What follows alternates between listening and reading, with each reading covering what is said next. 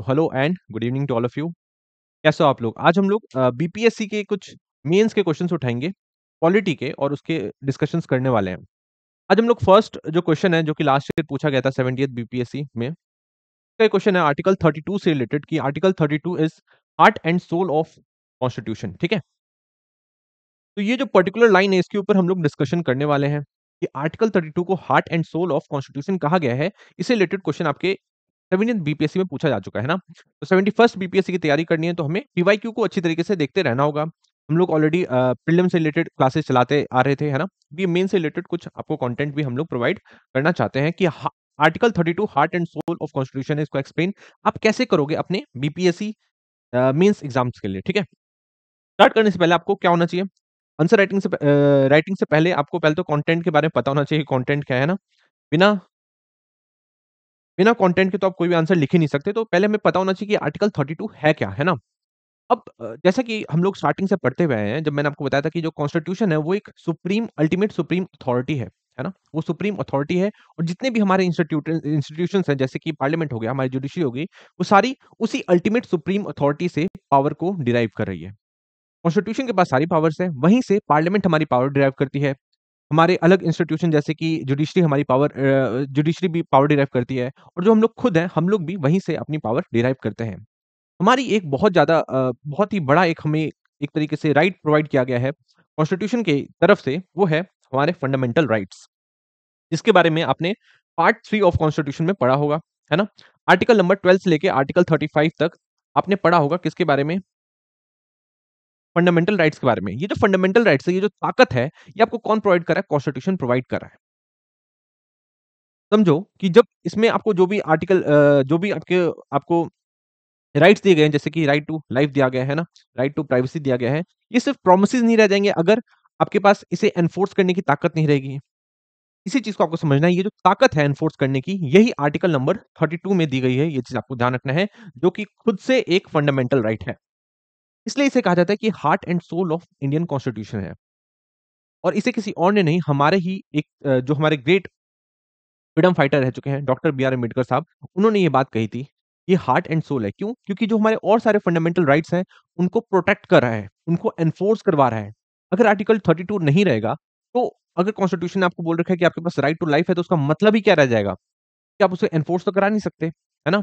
ये सारे जितने भी आपके फंडामेंटल राइट्स हैं, उनको एनफोर्स कराने के लिए आर्टिकल 32 दिया गया है हमारे कॉन्स्टिट्यूशन में। ये चीज़ आपको ध्यान रखना है, और आर्टिकल 32 के तहत ही सुप्रीम कोर्ट के पास पावर है कि अगर हमारे सिटीजन्स का फंडामेंटल राइट का हनन होगा, उस केस में सुप्रीम कोर्ट उनके बचाव में आएगा और वो रिट्स इश्यू कर सकता है।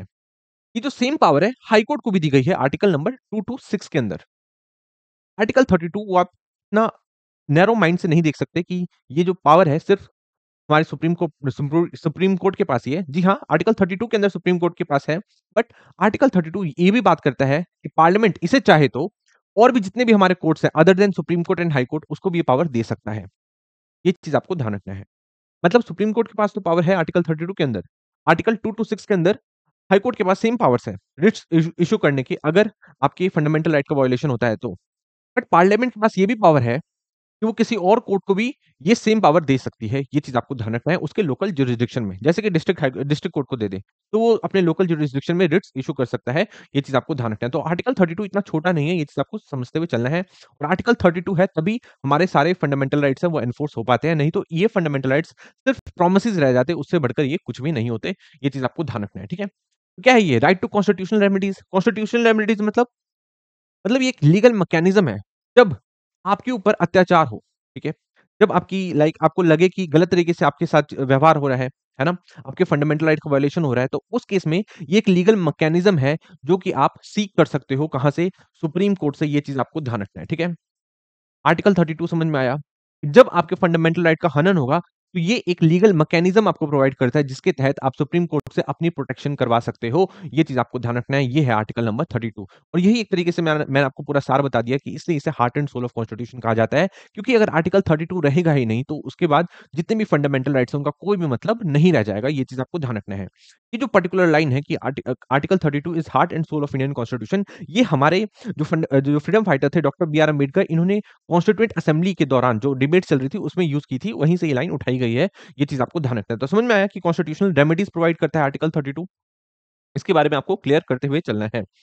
नेक्स्ट देखिए, इसके लिए आप कहाँ जा सकते हो? जब भी आपको फंडामेंटल राइट से रिलेटेड इश्यू होगा तो कहाँ जाएँगे? सुप्रीम कोर्ट जाएँगे और हाई कोर्ट जा सकते हैं। हाई कोर्ट जाएँगे आर्टिकल नंबर 2 टू 6 के तहत और सुप्रीम कोर्ट जाएँगे आर्टिकल नंबर 32 के तहत, ये चीज़ आपको ध्यान रखना है।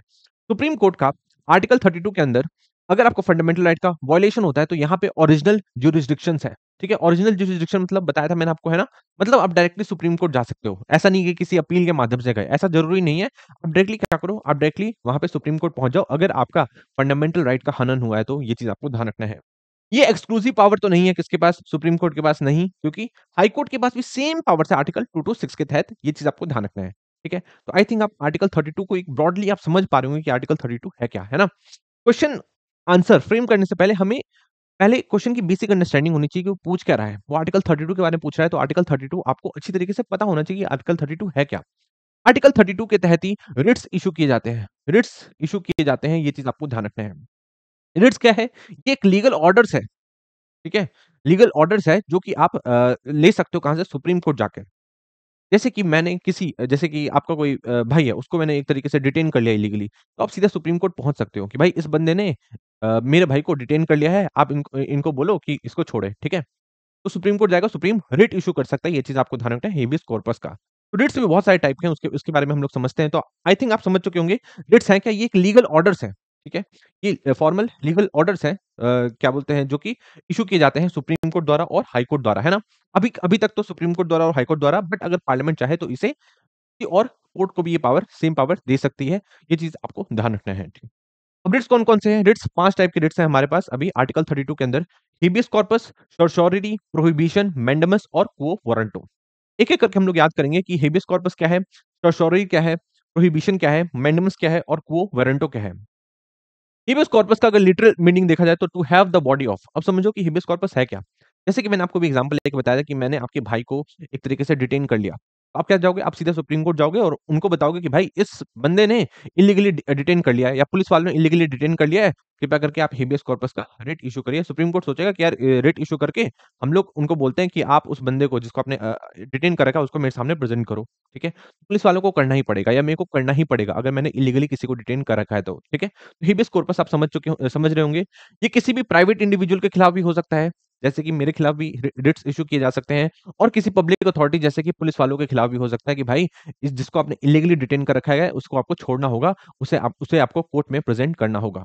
ये चीज़ आपको ध्यान रखना है। तो हेबियस कॉर्पस आई थिंक आप ओवरऑल समझ चुके होंगे। ये किस केस में वैलिड नहीं होगा? ये पहले तो आपको ध्यान रखना है कि पब्लिक और प्राइवेट दोनों के खिलाफ इश्यू किया जा सकता है हेबियस कॉर्पस का रिट, बट ये किस केस में वैलिड नहीं होगा, किस केस में इसे इश्यू नहीं किया जाएगा? जब डिटेंशन जो है वो लॉफुल हो, कानून के हिसाब से हो, जब जब कंटेम्प्ट ऑफ कोर्ट या कंटेम्प्ट ऑफ लेजिस्लेचर की प्रोसीडिंग चल रही हो उसके दौरान, अगर डिटेंशन किया गया है किसी कॉम्पिटेंट कोर्ट द्वारा उसके दौरान, अगर डिटेंशन किया गया है outside the jurisdiction of court, जैसे कि outside the jurisdiction of court, मैंने आपको क्या बताया कि आर्टिकल 2 टू 6 के तहत हाई कोर्ट के पास भी सेम पावर है रिट्स इश्यू करने की। मतलब किसी भी जो स्टेट की जो हाई कोर्ट है, वो भी रिट्स इश्यू कर सकती है। वैसे आप ध्यान रखो कि पटना हाई कोर्ट महाराष्ट्र के पुलिस वालों ने समझ लीजिए किसी को अरेस्ट कर लिया, तो अब ऐसा नहीं कि पटना हाई कोर्ट जाके उसे रिट इश्यू करेगी हेबियस कॉर्पस का, नहीं, क्योंकि उसका ज्यूरिसडिक्शन नहीं है। बिहार से बाहर ज्यूरिसडिक्शन नहीं है पटना हाई कोर्ट का। तो ये चीज़ आपको ध्यान रखना है, बट सुप्रीम कोर्ट कर सकता है। ये चीज़ आपको ध्यान रखना है, ठीक है? अगर ज्यूरिसडिक्शन से बाहर का मामला है, तो उस केस में हाई कोर्ट तो नहीं करेगा, बट सुप्रीम कोर्ट तो कर सकता है। ये चीज़ आपको ध्यान रखना है। हेबियस कॉर्पस, ये चीज़ आपको ध्यान रखना है, ठीक है? मैंडेमस क्या है? मैंडेमस है वी कमांड। वी कमांड, वो कमांड से पता चल रहा होगा, है ना? इसमें ऑर्डर देता है कि हम लोग आपको बोल रहे हैं कि आप ये चीज़ करो, है ना? इसमें क्या होता है, ये पब्लिक अथॉरिटीज़ के खिलाफ, पब्लिक अथॉरिटीज़ के लिए ये रिट्स इश्यू किया जाता है, जब वो अपना काम करने से मना कर दें। फॉर एग्ज़ाम्पल, आप एफआईआर लिखवाने जाते हैं, आपके खिलाफ कुछ अत्याचार हुआ है, ठीक है? और आप एफआईआर लिखवाने जाते हैं दिल्ली पुलिस में या बिहार पुलिस में, और बिहार पुलिस मना कर देती है कि भई मैं तो नहीं करने वाला, ठीक है? उस केस में मैंडेमस रिट इश्यू किया जा सकता है, ये चीज़ आपको ध्यान रखना है, ठीक है? तो ये the writ can not be issued, किसके खिलाफ इश्यू नहीं हो सकता? अगेंस्ट अ प्राइवेट इंडिविजुअल और बॉडी, है ना? बट ये सरकार के खिलाफ हो सकता है, ये चीज़ आपको ध्यान रखना है। गवर्नमेंट इंस्टीट्यूशन के खिलाफ हो सकता है, ये चीज़ आप ध्यान रखेंगे, ठीक है? To enforce departmental instruction that does not possess statutory force, ठीक है? डिपार्टमेंटल इंस्ट्रक्शन को एक तरीके से जैसे कि डिपार्टमेंट के ऊपर है ना वो, कि वो उसे एनफोर्स करेगा कि नहीं करेगा, है ना? तो ऐसा नहीं है कि आप सुप्रीम कोर्ट जाके उस रिट को इश्यू करवा दोगे, है ना? When the duty is discretionary in nature, ठीक है? जब डिस्क्रिशन के ऊपर, जैसे गवर्नर का डिस्क्रिशन है किसी-किसी मामले में, तो ऐसा नहीं है कि आप उस पे जाके आप सीधा करवा सकते हो, ठीक है? इश्यू करवा लोगे। To enforce a contractual obligation और against the president of India, state governors and chief justice of high court. तो इन सारे के खिलाफ मैंडेमस इशू नहीं किया जा सकता, ये चीज आपको ध्यान रखना है, ठीक है। इसमें क्या होता है, पब्लिक अथॉरिटी को ऑर्डर दिया जाता है कि जो आपकी ड्यूटी दी गई है, जो आपकी ड्यूटी दी गई है उसको फुलफिल किया जाए, ये चीज आपको ध्यान रखना है, ठीक है। नेक्स्ट है प्रोहिबिशन। अब प्रोहिबिशन किसके खिलाफ होता है? प्रोहिबिशन करता है हायर कोर्ट, जैसे कि सुप्रीम कोर्ट करेगा, हाई कोर्ट को कर सकता है, हाई कोर्ट करेगा अपने लोअर कोर्ट को कर सकता है, ठीक है। सुप्रीम कोर्ट हाई कोर्ट को करे या सुप्रीम कोर्ट लोअर कोर्ट को करे या हाई कोर्ट लोअर कोर्ट को करे, मतलब कोई हायर कोर्ट अपने लोअर कोर्ट को प्रोहिबिशन का रेट इशू कर सकता है। उनको कह सकता है कि भाई आप अपनी ज्यूरिसडिक्शन को एक्सीड नहीं करोगे, ठीक है। ये चीज आपको ध्यान रखना है, to prevent the latter from exceeding its jurisdiction और usurping a jurisdiction that it does not possess, ठीक है। जैसे कि समझ लीजिए कि महाराष्ट्र का केस, कोई केस है और बिहार का पटना हाईकोर्ट सुन रहा है, तो ऐसा नहीं कर सकता वो, ठीक है। उस केस में जो सुप्रीम कोर्ट है, हाई कोर्ट को ऑर्डर दे सकता है कि भाई प्रोहिबिशन का रेट इशू कर सकता है कि भाई आप अपने ज्यूरिसडिक्शन को एक्सीड नहीं कर सकते, ये चीज आपको ध्यान रखना है, ठीक है। So the writ of prohibition cannot be issued against judicial and quasi-judicial bodies and can only be issued against judicial and quasi-judicial bodies and cannot be issued against administrative authorities, legislative bodies और private entities। तो prohibition ये आपको ध्यान रखना है, ठीक है। तो श्योरिटी के बारे में ध्यान रखना है कि टू बी सर्टिफाइड और टू बी इन्फॉर्म्ड, ये किसके खिलाफ इशू किया जाता है? By higher court to a lower court, ठीक है। सुप्रीम कोर्ट कर सकता है हाई कोर्ट के ऊपर, या हाई कोर्ट कर सकता है अपने लोअर कोर्ट के ऊपर या ट्राइब्यूनल के ऊपर, either to transfer a case, ठीक है। अगर उसको ट्रांसफर करवाना है केस खुद के पास से अपने पास, ठीक है। जैसे कि पटना हाई कोर्ट को बोले कि भाई आपके पास जो केस है आप हमें भेज दो, उस केस में श्योरिटी इशू किया जा सकता है, ये चीज आपको ध्यान रखना है। या कोई ऑर्डर दिया है हाई कोर्ट ने, तो उसको स्क्वैश कराने के लिए क्या कर सकते हैं, श्योरिटी का रिट इशू किया जा सकता है सुप्रीम कोर्ट द्वारा, ये चीज आपको ध्यान रखना है। लास्ट है को वारंटो। को वारंटो किसके खिलाफ होता है? को वारंटो उस केस में इशू किया जाता है जब किसी ऑफिस को पब्लिक ऑफिस को ऑक्यूपाई किया जाए गलत तरीके से, ठीक है। उस केस में सुप्रीम कोर्ट पूछता है कि को वारंटो भाई किस अधिकार से आप उस ऑफिस में बैठे हुए हैं, ठीक है। जैसे कि आप डीएम बनने के लायक नहीं है बट आप डीएम के ऑफिस में बैठने लगे, तो आपके खिलाफ को वारंटो इशू हो सकता है, ये चीज आपको ध्यान रखना है, ठीक है। मतलब किस अथॉरिटी से, इसका मतलब समझो कि आप किस अथॉरिटी से आप बैठे हुए हो, पब्लिक पब्लिक ऑफिस को ऑक्यूपाई किए हुए हो, ये क्या है, ये है को वारंटो का रेट, ये चीज आपको ध्यान रखना है, ठीक है। आई थिंक आप ये सारी चीज़ों को समझ पा रहे होंगे। अब हम लोग क्या करेंगे, आर्टिकल 32 से रिलेटेड जो मैंने आपको ओवरऑल बताया, आप आई थिंक समझ चुके होंगे कि क्यों heart and soul of constitution है ना? क्योंकि यही तो है जो कि प्रोटेक्ट कर रहा है आपके और जितने भी फंडामेंटल राइट्स हैं उनको, ठीक है? आर्टिकल 32 क्या करता है, प्रोटेक्ट करने की कोशिश करता है जो भी हमारे फंडामेंटल राइट है उसको। फंडामेंटल राइट किसमें है? आर्टिकल आर्टिकल 12 से लेके आर्टिकल 35 के अंदर। अगर आर्टिकल 32 रहेगा ही नहीं, तो राइट टू लाइफ का क्या ही मतलब रह जाएगा? राइट टू इक्वालिटी का क्या ही मतलब रह जाएगा, है ना? है ना? राइट अगेंस्ट अनटचेबिलिटी का क्या ही मतलब रह जाएगा जब आपके पास है ही नहीं, इसको एनफोर्स करने की ताकत है ही नहीं तो, है ना? ये इसलिए आपको ध्यान रखना है कि ये heart and soul of constitution है। अगर ये नहीं रहा तो कोई भी राइट आपका काम नहीं आने वाला, ये चीज़ आपको ध्यान रखना है। और आर्टिकल 32 ऐसा राइट है जिसे आप खत्म भी नहीं कर सकते, राइट? जैसे कि सुप्रीम कोर्ट ने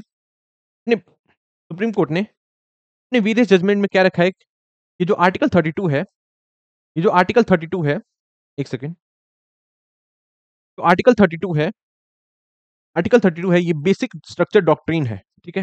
ये बेसिक स्ट्रक्चर डॉक्ट्रिन है और इसको आप चेंज नहीं कर सकते। ऐसा नहीं कि पार्लियामेंट एक दिन उठे और कह दे कि भई आर्टिकल 32 नाम की चीज़ एक्जिस्ट नहीं करेगी, ऐसा नहीं किया जा सकता। ये क्या है, ये एक बेसिक स्ट्रक्चर डॉक्ट्रिन है, basic structure doctrine of the constitution है, इसको चेंज नहीं किया जा सकता। आर्टिकल 368 का इस्तेमाल करके इसे बिल्कुल भी चेंज नहीं किया जा सकता, ये चीज़ आपको ध्यान रखना है। इसलिए आर्टिकल 32 है, ये हार्ट एंड सोल है। समझ में आया कि क्यों हार्ट एंड सोल है? क्योंकि यही तो वो राइट है जो प्रोटेक्ट कर रहा है हमारे सारे फंडामेंटल राइट्स को। इसलिए आपको ध्यान रखना है कि आर्टिकल 32 है, ये heart and soul of Indian constitution है, ये चीज़ आपको ध्यान रखना है, ठीक है? तो एक बार हम लोग अपने आंसर्स पे देख लेते हैं कि आंसर में हम लोगों ने क्या लग रखा था कि article 32 is heart and soul of constitution, है ना? ये क्वेश्चन पूछा गया है। तो मैंने इसका आंसर दिया है, article 32 is enshrined as a fundamental right in part 3 of Indian constitution. मैंने आपको क्या बताया? कि जो आर्टिकल 32 है ये एक फंडामेंटल राइट है in part 3 of Indian constitution. Same बात लिखी गई है। It has been referred to as heart and soul of the constitution. किसने कहा है? By the chief architect of Indian constitution, doctor B R Ambedkar साहब ने कहा है ना? Due to its critical role in safeguarding fundamental rights, क्योंकि article 12 से लेकर 35 तक के जितने भी फंडामेंटल राइट्स हैं उसको प्रोटेक्ट कर रहा है, ये चीज आपको ध्यान रखना है। ये खुद को भी प्रोटेक्ट कर रहा है एक तरीके से, है ना? Article 32 guarantees the right to article 32 guarantees the right to constitutional remedies, है ना? इसके बारे में बात की, कॉन्स्टिट्यूशनल रेमेडीज क्या होती है ना? And empower citizen to seek redress for the violation of their rights. अगर उनकी राइट्स का अवहेलना होती है, वायलेशन होता है, तो उस केस में क्या करते हैं वो लोग? कोर्ट पहुँच सकते हैं, ये चीज़ आपको ध्यान रखना है। It protects article 12 to 35 of Indian constitution and can be issued against public and private authorities. मैंने आपको क्या बात कही है कि ये पब्लिक अथॉरिटीज़ के खिलाफ भी हो सकता है, जैसे कि हमारे सारे रिट्स मैंने एक्सप्लेन किया उसमें, हेबियस कॉर्पस भी मैंने आपको बताया था, वो पब्लिक अथॉरिटीज़ और प्राइवेट अथॉरिटीज़ के खिलाफ भी हो सकता है। तो मतलब ये काफ़ी ज़्यादा वाइड रिट है ना? काफ़ी ज़्यादा वाइड एक तरीके से अथॉरिटी दे दी गई है किसको? सुप्रीम कोर्ट को कि आप इसे किसी के खिलाफ भी इश्यू कर सकते हो, उसके टाइप के अनुसार और जो भी लोग जिनके ऊपर जिनके साथ वायलेशन हुआ फंडामेंटल राइट का, उनको एक तरीके से छुटकारा दिलवा सकते हो, ठीक है?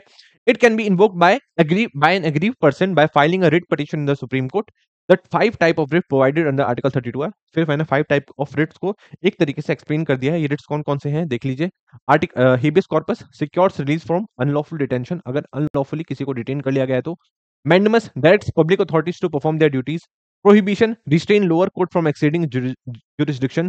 Certiorari question illegal orders of lower courts to parties और quo warranto challenges unauthorized occupation of public offences। ठीक है, मतलब सेम टाइप जो मैंने आपको रेट्स के बारे में सारी चीजें बताई, वही चीज मैंने आपको यहाँ पे एक्सप्लेन कर दी गई है ना? तो थोड़ा-सा आप एक्सटेंड करके आंसर को आप ये भी लिख सकते हो। It is called the heart and soul of the constitution. अब इसे क्यों कहा जाता है इसके बारे में देख लीजिए। क्योंकि गार्डियन ऑफ फंडामेंटल राइट है, आर्टिकल 12 से लेके 35 तक, और इवन वो खुद को भी प्रोटेक्ट कर रहा है ना? तो ये गार्डियन ऑफ फंडामेंटल राइट है। अगर अगर 32 रहेगा ही नहीं तो आर्टिकल 12 से लेके 35 तक के किसी भी फंडामेंटल राइट का कोई भी मतलब नहीं बन जाता है ना? तो गार्डियन ऑफ फंडामेंटल राइट है ना? Versatility through writs. अब ये पब्लिक अथॉरिटीज़ के खिलाफ भी इश्यू हो सकता है और प्राइवेट अथॉरिटीज़ के प्राइवेट पर्सन के खिलाफ भी, है ना? हेबियस कॉर्पस का रिट मैंने आपको बताया। फिर मैंने आपको बताया कि इसका ओरिजिनल ज्यूरिसडिक्शन है। ऐसा नहीं कि किसी अपील के माध्यम से ही आप सुप्रीम कोर्ट में जाओगे, आप डायरेक्टली सुप्रीम कोर्ट में एक तरीके से जा सकते हो और अगर आपका वायलेशन हुआ है फंडामेंटल राइट का, तो उस केस में रिट इश्यू हो सकता है, ये चीज़ आपको ध्यान रखना है। फाउंडेशन ऑफ जुडिशियल रिव्यू मैंने आपको बता रखा है कि अगर जो स्टेट है कुछ इस टाइप के कानून बनाए जो कि आपके फंडामेंटल राइट को ही वायलेट करने लग जाए, तो उस केस में जुडिशियल रिव्यू लिया जा सकता है। ये चीज आपको ध्यान रखना है, ठीक है? उस केस में सुप्रीम कोर्ट है देखता है कि वो जो कानून है सही तरीके से बनाया गया है कि नहीं और वो कहीं फंडामेंटल राइट का हनन कर रहा है कि नहीं। तो जुडिशियल रिव्यू के बारे में डायरेक्टली तो नहीं लिखा गया कॉन्स्टिट्यूशन में, बट आर्टिकल 32 के तहत ही जो सुप्रीम कोर्ट है वो अपनी जुडिशियल रिव्यू की ताकत को मानता है। नेक्स्ट है catalyst for a public interest litigation. Public interest litigation जैसे कि बहुत सारे केसेस हुए हैं जिस केस में कोई थर्ड पर्सन पहुँच जाता है सुप्रीम कोर्ट में कि भाई ये बंधुआ मजदूरी हो रही है, इनसे छुटकारा करना है। मतलब वो बंधुआ मजदूरी तो नहीं करा, बट वो सुप्रीम कोर्ट पहुँच जाता है कि भाई इस टाइप की दिक्कतें चल रही हैं सर, और क्या बोलते हैं आप रिट्स इश्यू कर दो, ठीक है? तो catalyst for public interest litigation, ये चीज़ आपको ध्यान रखना है ना? अब सिग्निफिकेंस फॉर इंडियन डेमोक्रेसी क्या-क्या है? चेक ऑन स्टेट पावर के ऊपर चेक रहता है ना? आर्टिकल 32 रहेगा तो भाई एक तरीके से फंडामेंटल राइट एनफोर्स रहेंगे। डायनामिक कॉन्स्टिट्यूशनलिज्म, दैट मीन्स कि जैसे-जैसे समय बढ़ता जा रहा है, ठीक है? उस केस में हम लोग क्या कर रहे हैं, अपने जो कॉन्स्टिट्यूशन है उसको अलग तरीके से इंटरप्रेट करते जा रहे हैं मॉडर्न तरीके से, है ना? एम्पावरिंग द मार्जिनलाइज्ड और सिंबल ऑफ कॉन्स्टिट्यूशनल सुप्रीमेसी, ठीक है? फिर लास्ट में मैंने एंड किया कि article 32 is heart and soul of Indian constitution, क्योंकि मैंने ये सारी चीज़ ऑलरेडी आपको बता दी है, ठीक है? तो यही आपको बेसिक तरीके से ध्यान रखना है कि आर्टिकल 32 किसने कहा था, है ना? आर्टिकल 32 को heart and soul of constitution किसने कहा था और इसे क्यों कहा जाता है ना? आई थिंक आप इस तरीके से जो ये पूरा क्वेश्चन है इसको अच्छी तरीके से आप समझ पा रहे होंगे, है ना? तो कंटेंट आपको ध्यान रखना है, कंटेंट आपको पहले पता होना चाहिए, उसके बारे में पूरी नॉलेज होनी चाहिए, उसके बाद ही आप उसको अच्छी तरीके से एक्सप्लेन कर पाएँगे, ठीक है? आज की वीडियो में यही रखते हैं फर्स्ट क्वेश्चन, इसके बाद और भी हम जो जितने भी पीवाईक्यूज़ होंगे पॉलिटी के उसको एक-एक करके डिस्कस करेंगे, ठीक है? इसी के साथ थैंक यू सो मच।